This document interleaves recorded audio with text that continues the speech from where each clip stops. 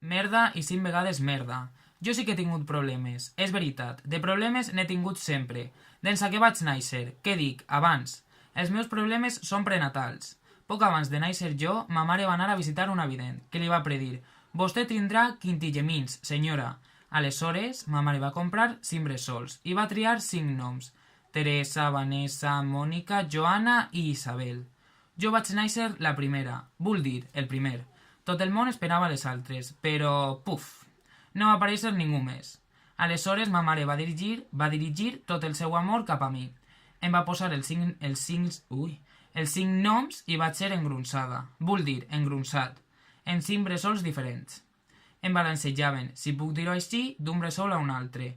Ah, jo sí que he tingut una infantesa dolorosa. Ma mare sempre et tractava com si jo fora totes les seues filles. I tant si em deia Teresa, Vanessa, Mònica, Joana o Isabel, jo sempre era la seua preferida. O preferit? No, preferida. Menjava per 4, per no abusar.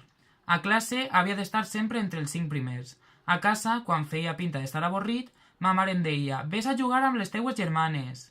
Aleshores, jo eixia al pati a jugar a pilota tota, tot sol. De tant en tant, la mare deia «No vos sent!» I jo cridava «Empoma-la, Teresa, passa-me-la, Vanessa, que jo li passaré la pilota a Mònica i Joana li la passarà a Isabel».